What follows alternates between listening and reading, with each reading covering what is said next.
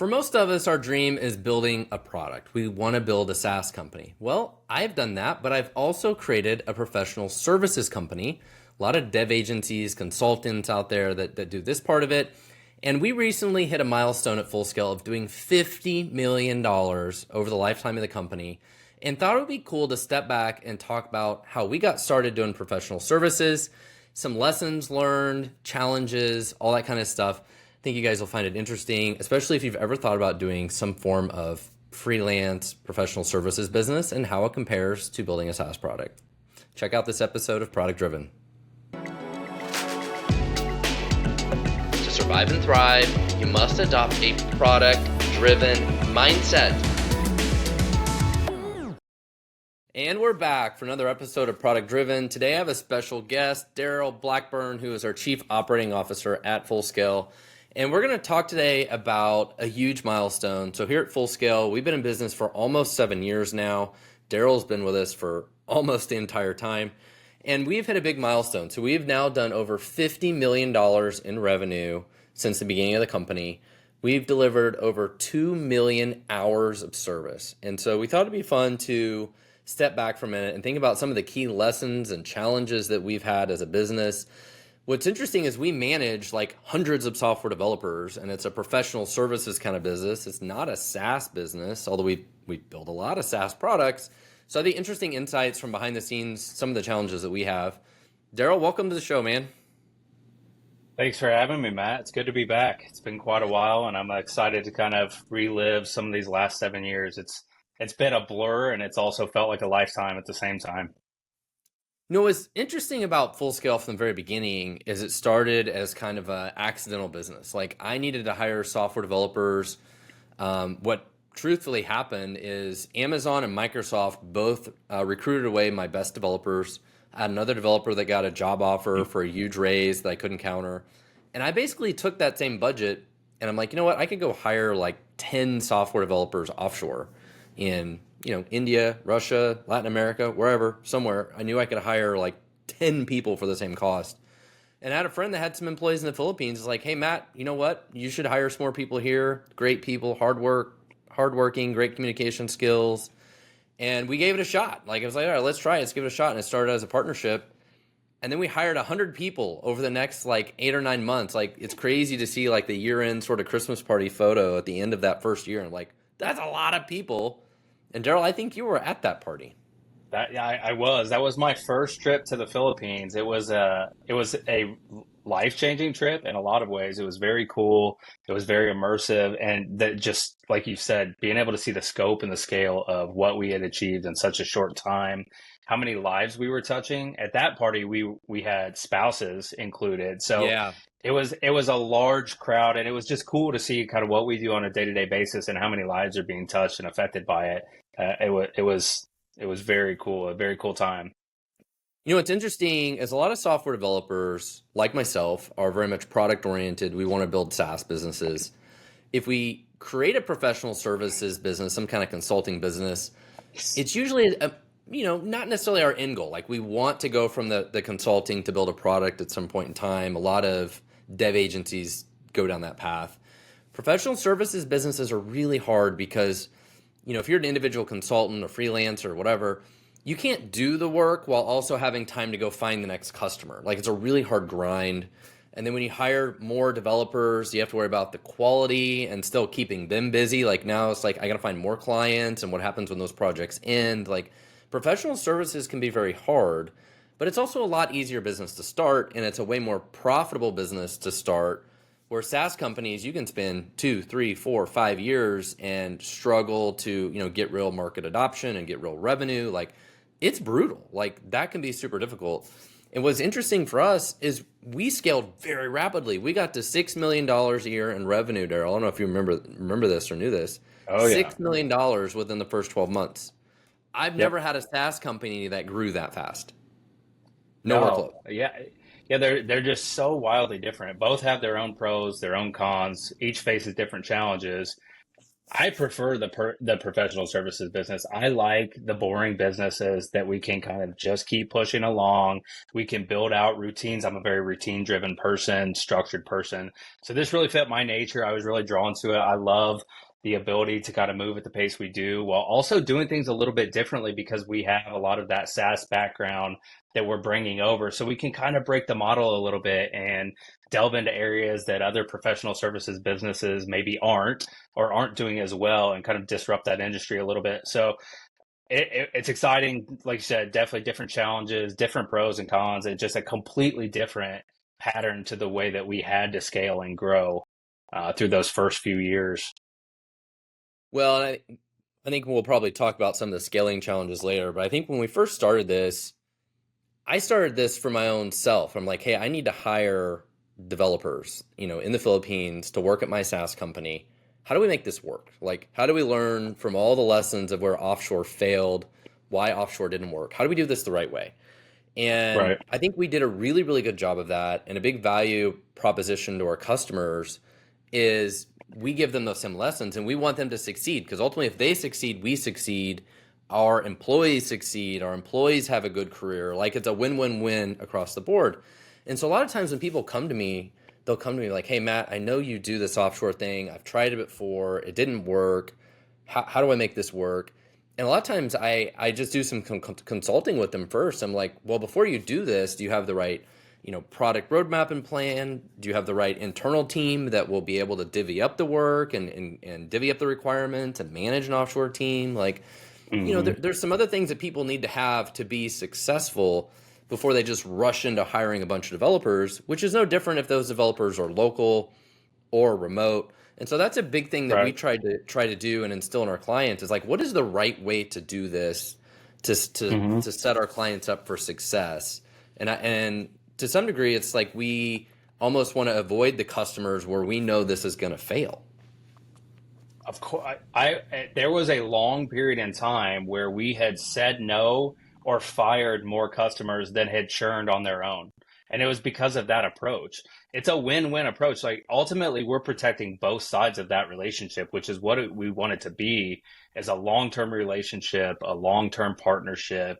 And that was kind of like you said, our goal going in was to really take care of the client side and set them up for success as much as setting ourselves up for success. And I think we did a lot of really cool, a little bit different approaches to that with some transparency in the pricing with some flat monthly fees. So there was never Yeah. really a guess on kind of what that monthly bill was going to be. It just lets startups, plan their burden rate a little bit easier. Some other things we did, like I've had a number of conversations with people asking about MSAs and what kind of warranty do you have in place. Like we have the ultimate warranty where we're going to offer you 30 days to drop for any reason at any point in time. If we're not performing every single month at our checkpoint, then we lose the partnership. So it's that continued approach that we are driving for continued success month after month. Yep. We're Got to perform. continuing to do what we're supposed to do. We have to perform, and that's our ultimate accountability for it. So I really like the way that we kind of came in and switched up some of that approach a little bit to do things a little bit differently, solve some of those issues that you had heard and some of that feedback you had received. Well, the other big thing that we said no to that we do differently that a lot of other dev agencies and stuff that is actually their business is we don't do project work. A lot of dev Nope. agencies, that's what they do, right? They work with some large, middle market enterprise account, like, oh, we need to rewrite this big legacy app. It's going to take 3 years. It's going to cost $2 million, whatever. We don't even do that stuff. Like if you came to me and said, Matt, I need to do this project. How much is it going to take and how long is it going to take? I'd be like, you're not my customer. Like if you come to me and Nope. say, I need a senior .NET React developer, I'd be like, I got one. But if you ask me how long something's going to take and how much, like nobody knows. We don't do No one that. knows. Like, Right. and those kinds of businesses are really hard because you're chasing project to project to project, and fixed price projects are brutal. Timelines are Yep. always wrong. We always know with software development, like the first half of the project, gets like 90% of the project done, but then there's like the last 10% takes like another 50% of the time. Like we know that, but everybody's expectations are always out of line. But so we don't do project work. That was the other thing that's Yep. very unique about us. We only do staff augmentation. And that's also why it works so much better for our clients, because it's like you're getting a great talent that works directly for you. We're not the project, middleman that is, slowing the process down. It's like you have full access and transparency to the developers. And another thing I would hear a lot from people that would come to us are like, "Oh, I have this team in Lithuania. They're great, but it just doesn't feel like they're part of my company. Like they don't really care. They're and really what we want is to foster more of that environment of like, no, these guys basically work directly for you. Like they should bleed blue. If your company color is blue, like we want them to Yeah, bleed blue and be part of your company, right. not just be like this Exactly. distant contractor relationship. And that's a reason that we've been successful. It's like we don't do project work, we only do the staff augmentation, and we want our employees to work with our clients like they're their employees, and we help provide on the backside, provide a lot of other value. Yeah, we provide some support. We try to provide some best practices, some use cases where we've seen companies come in with infrastructure. We see certain companies come in with a certain infrastructure, and we just usually know they're going to succeed at a higher level. So we pass along that industry knowledge. We try to set them up for success along the way. And I think we've done a really good job at helping a lot of people that weren't as good at building software before they met us as they are now. So I'm pretty proud of that part. So let's talk more about, we talked about kind of the history of how we got started and some of the nuances and uniqueness about our model. But let's talk about what is it like to manage hundreds of software engineers? Like that's its own interesting problem, not only from a sales perspective, like somebody comes to us and they're like, I need a COBOL developer. We'd be like, sorry, we don't have one of those. Or like a Right. Salesforce engine. Like, I know we don't do that. But if you like, oh, we need somebody that does JavaScript, React, or whatever, it's like, oh, yeah, we can help you with that. But one of the really hard parts about what we do is all those different skill sets. You think about them like SKUs at the grocery store. Like we would have a lot of SKUs. Like you want .NET and React or .NET and Vue or .NET and Angular and senior level, junior level, mid level. Like it's an infinite snowflake of people. And Yeah. that's its interesting, really interesting challenge for a business like ours. Well, and I'll add another layer of complexity to that. All of those SKUs are sitting at other stores that other people are managing. We Yes. don't even get to see what our SKUs are doing on a day-to-day basis. So it's a Yeah. whole nother level of complexity where you have to really get down to kind of the root feedback of very candidly, sometimes our client is the problem. They don't know how to properly manage our resources. Sometimes we're the problem. Sometimes there's a communication gap because we now have three parties in mix with us, our Yeah. client, and the employee. So there, it's the ultimate level of complexity, and I would honestly say we haven't even solved it yet. I think we do a very good job with it. I think it's something we're always looking to improve.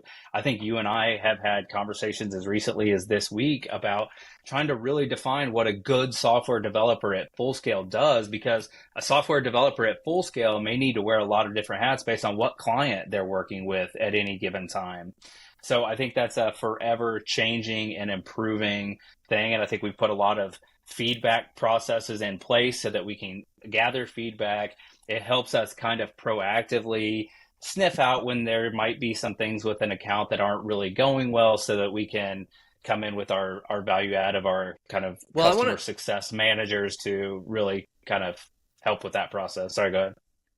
yeah, I want to dig into that more because that is the hardest problem for us. We have 250 software engineers that work for us. It's trying to figure out like who does a good job and who doesn't do a good job, right? Like that's a really difficult problem, especially if they don't work directly for us, they really work directly for our clients. Like it's not like we Yep. have project managers and engineering managers that are running all those projects. They're able to Yep. see how those, employees are doing on a day-to-day basis. Because we're doing this staff augmentation, we don't really know. Like it's really Correct. difficult. Yep. It's a hard problem to solve. But you know, you mentioned our customer success managers and stuff. One of the ways we solve that is by talking to our customers every month, trying to get feedback from them. We also meet with Hmm. our team, our individual teams every single week, trying to understand from them how are they doing, are they making progress? To your point earlier, is there a problem with the client? Like, if I think we've had 300 or 400 clients or whatever over the years. We've had a couple of them that were absolute jerks to work for. Like they were miserable people to work for. Like And so sometimes our team is like dealing with that, and we're trying to figure out what do we do with this client that's just horrible. Right. Or a new manager comes in, or like, weird things that happen. Like, what's interesting about business, if something only happens like 1% of the time, it feels like it never happens. But then when you get to a Right. scale like ours, like that 1% is like every week. Yep. Something new every week. Different It's, scenario. it's, but yeah, Yeah, measuring that performance or productivity is a big one. And I think we've done a good job at it, but it's a challenge for our kind of business. yep. And it's something that you're always working to improve. Like we're always looking to get better. We're always looking to be more proactive and understand how we can kind of help and make a positive impact on the client experience for the client and our employees because we have to protect that too. Well, and that brings up another issue. So, job number one for us, of course, is making sure that our employees are happy and our client is happy. Like we kind of sit in the middle and we want to make sure both are happy, right? And so retention is Right. important for both sides, right? We want to retain our clients. We don't want our clients to go away.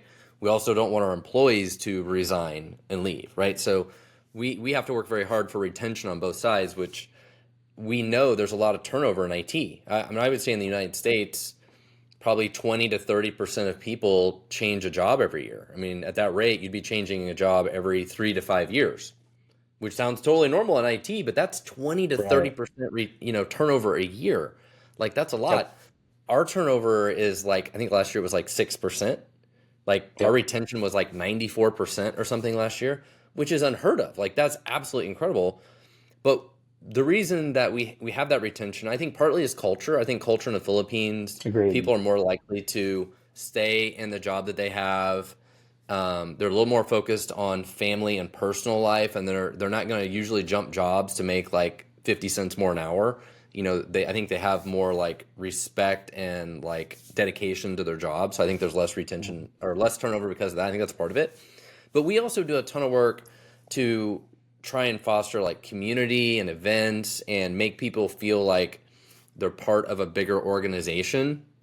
Even though I always joke, like, even though they are all literally like a man on an island because there's Right. 7,000 islands, like, we don't want them Yeah. to feel that way, right? We want them to have the bigger support of the company. And we do a lot of stuff to try and create employee engagement. We also do a lot with training and career growth and all this kind of stuff, which all helps with that employee retention. And that was a big thing for us. Like employee retention is like almost job number one for us. It is. And I think it all starts with kind of just the base philosophy of our desire to treat them well. I think it all Yeah. starts there. Like we have a genuine desire to treat all of our employees well, to help change our employees' lives, make sure they get paid well, make sure that full scale is something that's driving positive change in their professional and personal life. And I think it kind of all trickles down from there. We work and we spend a lot of money. We recently just had a huge increase to our employee engagement budget. And that's all towards that effort of trying to retain our talent. One, because it's the right thing to do. We genuinely believe that at our core, that we need to treat everyone very well. And then also, it's the right thing to do for our client too, because the worst thing we can do is constantly backfill a client's account with new people so that they're stopping Yeah. and going with training and trying to backfill, learn the platforms, learn everything over and over. So it's a big disruption for our clients as well. So yeah, that is a forever improving initiative as well. That's something we've always got top of mind. That's something we're always changing and tweaking, trying to improve, getting that feedback from our employees, adding new things. I think I saw today a really cool video from one of our employees who was at the Maroon 5 concert in Manila. That's new things that we're trying Oh, that's out. right. We And gave those tickets away. yeah, we've got a really cool. She's almost front row. She had great seats, so it's really cool to kind of see some of those things come in, get the That's feedback, awesome. and just always work to Yeah. improve on those. So yeah, But I mean, a lot of people may listen to this like, well, that's common sense. Why wouldn't you do that? A lot of companies that do this sort of offshore and outsource, they don't do this. Like that was one of the no, things we saw several years ago when we started. It's like a lot of the people we were hiring, they're like, oh yeah, I used to work at so and so, and they basically treated us like call center employees. Like we worked in a tiny, tiny, tiny little cubicle, that's like 3 feet wide, little just desk with some really crappy old computer. And so, yep, we hire them, we allow them to work from home, we treat them like adults. We don't put like this screen recording crap on their computer. Like we treat them like adults, just like you would treat Right. employees here in the US. Where there, a lot of them were treated like these like really crappy call center employees, which I wouldn't even want to treat call center employees like this. But No. that was like we are not that thing. And although people don't really think about that, that's the way a lot of these people were treated, especially historically. Well, and I think that really goes to show if you understand the Philippines government and some of the labor laws that we have to follow. So that I'm convinced, and I would be hard pressed to believe otherwise, but I think a lot of the labor laws are put in place because employers generally come in and take advantage of the talent over Yeah. there. And it's sad to see, and it's something that we never really wanted any part of. We wanted to kind of break the model and, like you said, treat them like adults, let them be high paid individuals, let them go Yeah. have an impact. I don't know how many messages I've received from somebody where they've said, I bought a car I never thought I'd be able to afford. I bought my first house. I'm building a house. Like we have genuinely changed some Yeah. lives. And I Feels think good. that's something to really be proud about. The thing that's mind blowing to me is our best software engineers that work over there make as much as doctors and lawyers do. Like, Hmm. we're creating like really, really high paying jobs, which feels, super good. Well, we talked a lot about retention and measuring productivity. We talked a little bit about training, but I think it's interesting to talk more about training for a moment because it's an interesting issue at scale. It's like when you first start a company and you're like, oh, we have 50 employees. Well, we've only been in business for a year or two. There are so many things that you don't necessarily need or you don't think about or less important. But after we've been in business for almost 7 years and we have 300 employees, all of a sudden things like training and career growth and stuff like that, all of a sudden be like the biggest topic. Like people, like those are important, complex issues to go solve that little Yep. companies don't deal with. And so we have to continue to evolve like what we're investing in, like you mentioned, like Maroon 5 tickets and retention and all these different things. Right. Like there's sort of big company problems that we continue to solve at scale.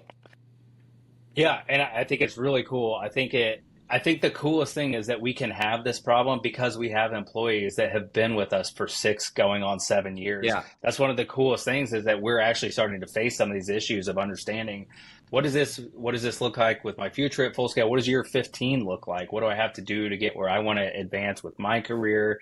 And as we kind of alluded to previously, the ultimate challenge with training is one, the scope. It's a lot of people. It is a lot of people to A lot move of in one technologies, direction, a different lot of technologies. technologies, a lot of moving parts. And then you're trying to put in some bulk training, umbrella training program that hopefully solves the needs and is helpful for all kinds of different clients from all different walks of life, from non-technical founders to big companies where we're doing some kind of blended model. Like all of our working relationships with our clients look so different. So trying to put together some training that one is helpful for all of them and two can be performed at scale. That's I would say that's one of the big things that we have working on as an initiative for 2025 is really trying to solve that training need, scale it, and make sure that it's something that everyone's really finding value in and kind of increasing the skill set of our employees. Can we train, you know, over 200 software engineers how to use AI as fast as AI changes, right? Yeah, Like, good luck. Right. By the time we've um, rolled out the third wave, it's already dated material. yeah, yep. Well, so let's talk about some of the key events and lessons learned along the way. And I think the biggest one was COVID. So we started this company in 2018, right? So we quickly got to 100 employees. I think around 2020, we had close to 200-ish employees.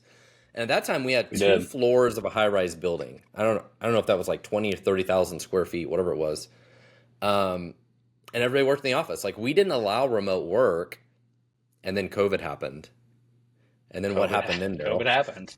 Yeah, so we'll back it up 1 month before COVID happened. January of 2020, we got a call from, at the time, our largest client who was dropping the majority of their team because their budget got slashed. So that's how we started pre-COVID, and a little bit of a that's a big hit. We took a big step back, and then I went over to the Philippines actually as just kind of a scheduled trip in February of 2020. Was in the Philippines when my flight got canceled going back through Seoul, South Korea, because there were a Yeah. thousand COVID cases. They shut down the entire airport because of 1,000 cases. And I'm sitting up there like, okay, this is an interesting time to be over in Asia. We'll see what's going to Yeah. happen. Made it back, and then the whole world as we knew it changed. It Like March was 12th. yeah, the end of February, early March, it was lockdowns, and we're trying to kind of navigate how this is affecting people on a 13 to 14 hour time difference on the other side of the world, and trying to help them navigate it as well as their leadership. So it was a crazy time. We had to figure out PPP loans and understand economic relief. So we got very quickly educated on that. And then it's trying to figure out what can we It was the do logistics of our to, employees was the biggest problem. yeah, what can we do to keep this business going? Like, how are we going to do this? As you said, we worked from an office. And at the time, Yeah. the culture around offshoring was a little bit different, where the biggest thing that we really had to solve for our clients was the trust factor, that this work was being done somewhere that was trustworthy, that we had kind of the ability to monitor our employees, make sure they weren't doing all those stereotypical offshore tropes from back in 2019 and prior. So it's trying to just figure out logistically how we're going to do this. So we pivoted to work from home. And that was, I would say, the most pivotal key moment in Full Scale's history, because we realized that it worked really, really well. And our clients got very used to paying people that were working from home in the United States. Yeah. Paying them to work remotely from home in the Philippines was not a big deal any No. longer. So all those objectives we had were solved. We didn't have to fight that battle anymore. And it let us really have the ability to scale more effectively from a cost standpoint, because we no longer had to go find 10, 20,000 square feet of buildings, Yeah. which would have made it challenging to be where we are today Well, that and pay for. that was one of the interesting things when we first started. Like we hired like 100 people very very quickly, like I mentioned. And I remember back then, talking to you guys, like, hey, it feels like we're going to be in the real estate business here. Like, are we going to have to buy like a new office every quarter? Like, Yeah. what is going on? Like, but Yeah, that it that felt was like a it. dramatic change. The good news is all of our employees had laptops. So even though people were working in our office back then, we were able to very quickly like, okay, you can work from home. And most of our employees already had internet at home.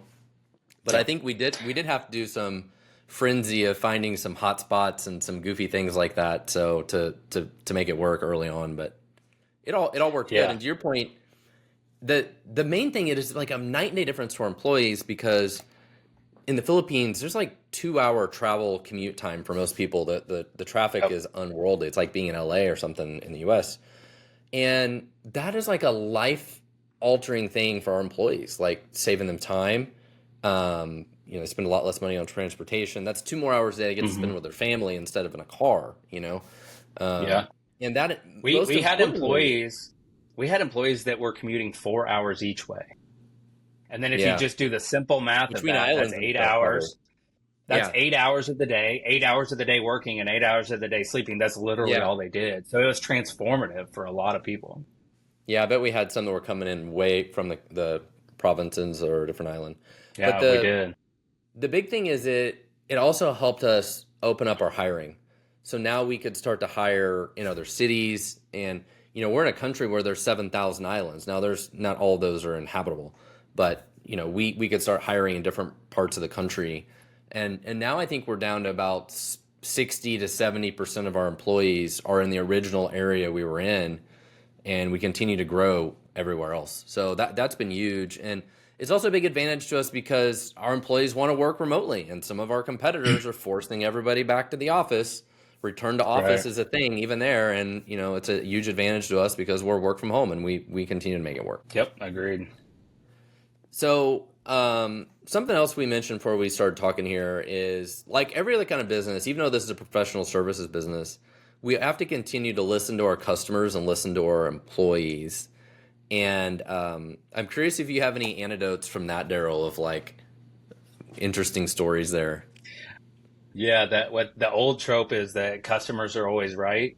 I firmly disagree with that, but I do think customers always have something interesting to say. Their feedback They do. can help you determine what's right, what's wrong, what makes sense for your business. we've had so many customers that have come in and asked us to do things that are completely wild, and we've had to say no. We have some customers that come in and make very specific requests that are very important to their business. We have clients that have asked us to step outside of just, for example, you said we have laptops; those are company provided laptops. Yeah.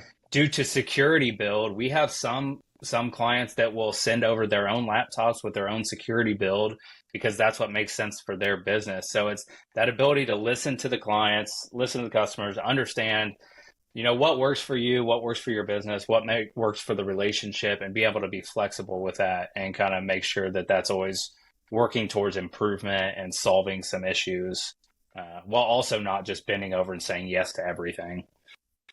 And then listening to the employee side is interesting. When you have 300 employees, you're never going to make all of them happy. Like, I feel like if we make 270 of them happy, like we are crushing it and doing perfect. And it's fascinating. We survey our employees like every quarter to get feedback from them about, how we can improve and everything. And it's wild, some of the responses we get. Like you mentioned, like those free tickets to Maroon 5. We did another giveaway that was like a free vacation thing.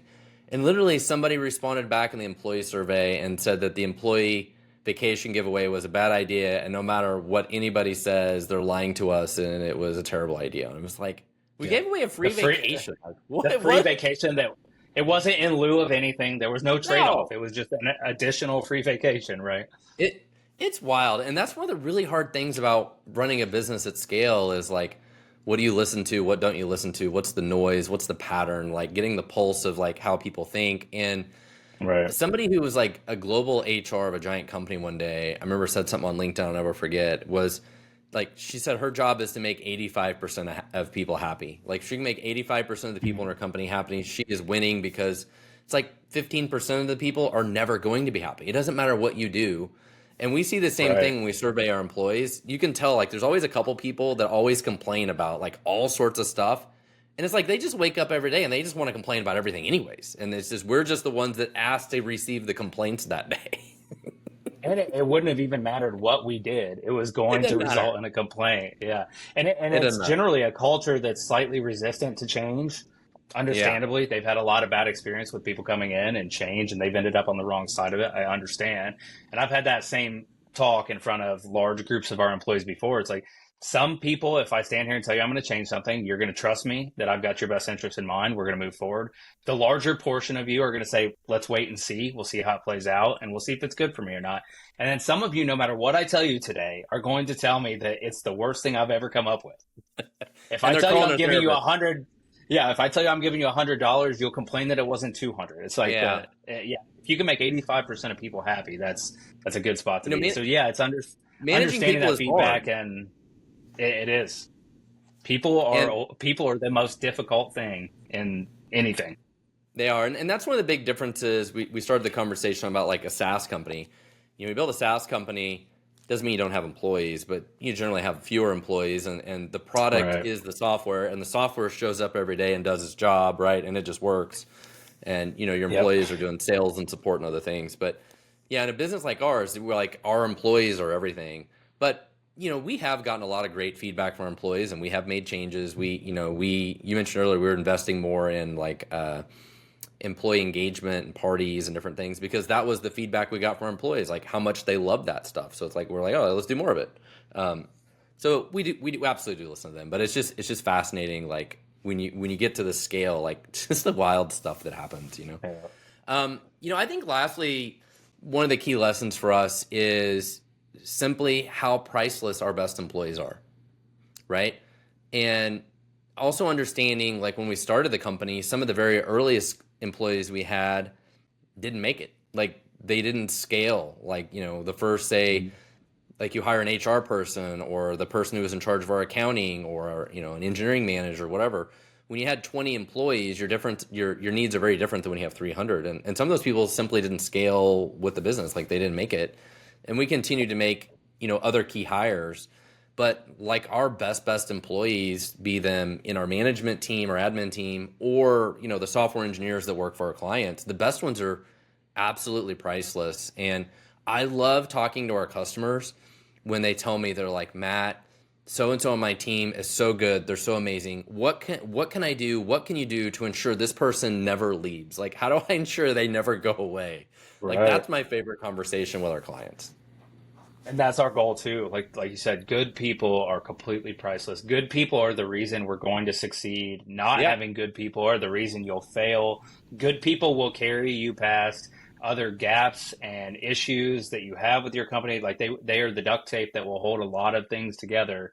Like they're kind of the key that drives everything. I think that's the biggest takeaway I have from being so I wasn't in a people business before this, and we are now very much in a people business where we're managing people, we're managing emotions, we're managing people that are they had a bad night of sleep, their baby was crying all night, they don't feel well. It's a very complex issue to deal with, and I think it goes back to that, rolling it up to we're just trying to do good for a lot of people. If we can do good and treat people well, then I think it keeps people happy. It helps manage some of those things, and it keeps those good people at full scale, which, as you mentioned, like And they're hard to replace. They're impossible to backfill. We have to keep good people. well, and if we hire, below average people and then place them at our clients are not going to have a good experience. Our clients are likely Yeah. to cancel. Our clients are not going to refer us to somebody else. Our clients aren't going to grow and expand with us, right? So it's in our incentive in every way possible to avoid that. Like, we need to hire the best talent we possibly can because we know our clients will be happier than ever. We know our clients are likely to grow with us. We know our clients are likely to give us referrals. And this is no different than like a SaaS company or any other company. Like, quality always matters. If your customers are not willing to give you referrals, like, that's the first giant red flag of any business, right? Yep. And even for us, it's the same thing. Well, and I think it So works twofold because I think it works on the employee side too. I think they all enjoy being part of a company that has yeah, good people. We have a great reputation that it's hard to get a job at full scale because we want good people. So it's being able to be in a community of your peers with a similar skill set. You can be proud of that. It's something that we kind of push on that employee side as well. well, I really appreciate you doing this with me today. When I first realized, I think it was in December or so, I'm like, man, we're hitting this milestone. Like, oh my God, we're $50 million. Like, that's mind blowing It's that we've done crazy. $50 million worth of services, 2 million hours. I think we'd had like over 400 employees and like 200 different clients we worked with or something like that. They were all just crazy numbers. Yep. And It's it's just crazy. cool to stop and look back and think about some of the, how we got here and key lessons and stuff. So, Yeah, we have our head down trying to move forward so much. It's kind of cool to pick your head up every now and then see how far we've made it. I'm glad to be here. I'm glad we've been able to do it. I think we've touched a lot of lives, changed a lot of lives in a good way. And hopefully that's just the start of what we're doing. well, the goal is to hire another 100 people or so this year. So 2025, Let's here we do come. it. We're doing a lot of hiring. That's We're doing a right. lot of growing. Let's go. All Let's right. Well, go. thank you so much for doing this, Darrell. All right. Thanks, Matt. Thank you. Before we wrap up today's episode, we have a special resource for you if you're looking to elevate your development team to have more of a product-driven mindset. I have a fantastic free ebook about turning your code-first team into a product-first team. Please go to fullscaleteam.com/product-first-teams to download this free ebook. There's also a link in the show notes. Thanks for listening to Product Driven, and we'll see you in the next episode.